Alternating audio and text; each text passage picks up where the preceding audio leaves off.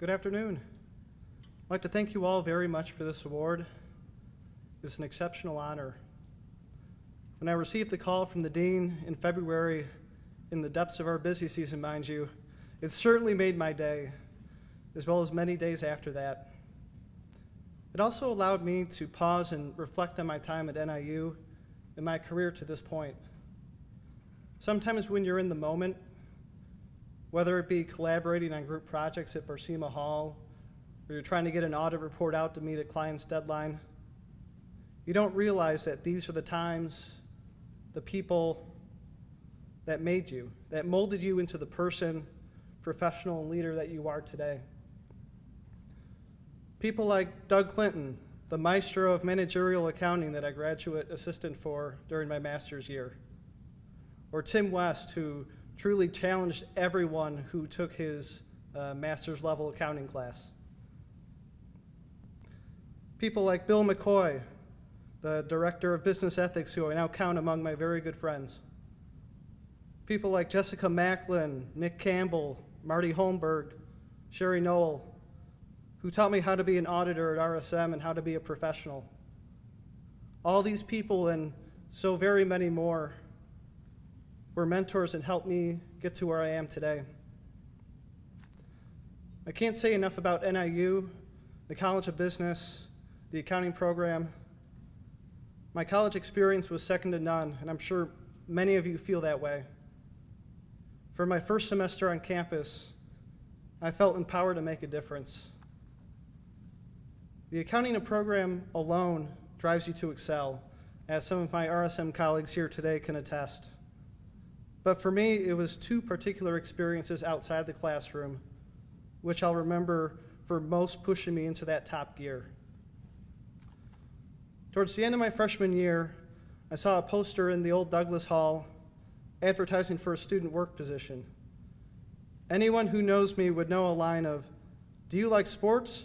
We might have a job for you," is going to grab my attention.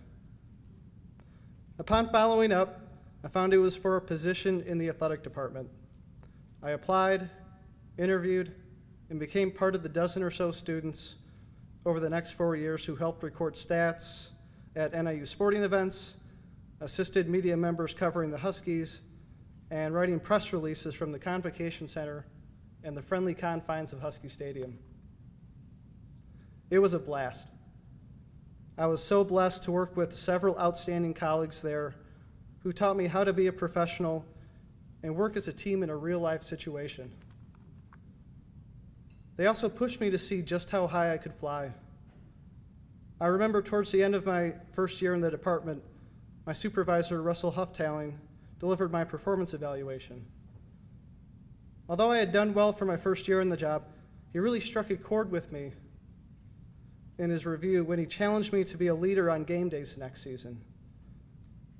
From that point on, I wanted to make my time there something special. It's funny how something so small like that can give you the nudge you need to go to that next level, to help find your top gear. It was exciting to hear from him that not only did he want me to be a leader, but he believed I could do it. Being a leader. Although you can try to pull yourself up by your bootstraps, and many people do, I think it's something that evolves much easier, more simply, out of mentors taking the time to teach, to coach, to challenge, encouraging them to own their work. Russell and my other supervisors in the department, Zach Peters, Jeremy Reed, Joe Summons, Donna Turner, they did that, and I'll always be thankful to them for pushing me to be my best. I still return each fall to help out at football home games and help develop the current crop of student workers in that press box. Back at the College of Business, I had a teaching assistant, Stephen Yarger, my first accounting class my sophomore year. He recommended me to join a relatively new student organization, Leaders in Ethics and Academic Discipline, which is cleverly acronymed as LEAD, L-E-A-D. It was the student piece of the college's Belief Initiative, which is also a clever acronym of Building Ethical Leaders Using an Integrated Ethics Framework. The tone was established early on that this wasn't like other student organizations. It was designed for us to make the organization whatever we wanted it to be. We were there to do the speaking. Anything that it took in order to achieve the organization's mission, which, in my own words, was to deliver the good word of business ethics to the people. There was nothing we had to do. We were empowered to create, innovate, make decisions with, of course, the wisdom and approval of our advisor, Dr. Bill McCoy. We established the annual NIU Business Ethics Case Competition, which soon added a high school division and became a unique recruiting tool for the college. We also, for one UBiz 310 class a semester, turned the auditorium into a business ethics version of Family Feud. But one opportunity in LEAD stands out to me personally: my involvement in the Eller Collegiate Ethics Case Competition, hosted by the University of Arizona.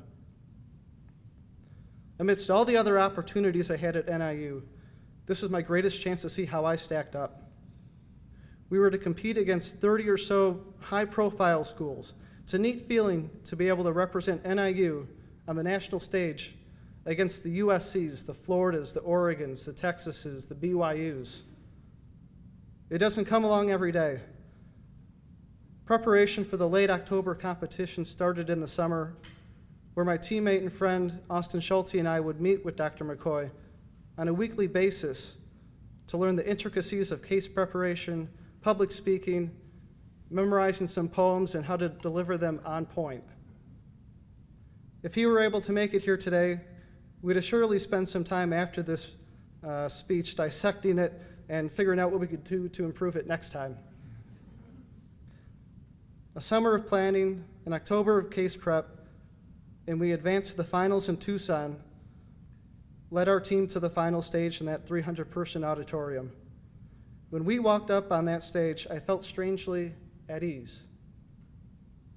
I was truly in the moment. There are rare moments in life that you never forget, and that was one for me. I wasn't nervous at all. I was only excited to seize this chance. We nailed the presentation, but we fell narrowly to the University of Texas to finish runner-up. This was still a remarkable achievement for NIU. We more than held our own, and in the years since, I've continued to come back to Barcema Hall each fall and help coach and practice with NIU's team that year. We work on the technical aspects of public speaking and PowerPoint presentations, but I always remind them, the last time I meet with them before they fly out to Arizona, what a special opportunity this is for them. That this is a shot for them on the big stage. This is what they go to school for. This is what they put in all the hours for. It's time for them to see what they're made of, how they measure up, and to make a great memory. I'd like to wrap up today by thanking you all once again for this award. I wouldn't be here today if it weren't for all the mentors, managers, professors who pushed me, believed in me, and gave me the opportunity to use that highest gear. I can't wait to continue paying it forward to the next generation of Huskies and show them just how far and fast that top gear can take you. Thank you.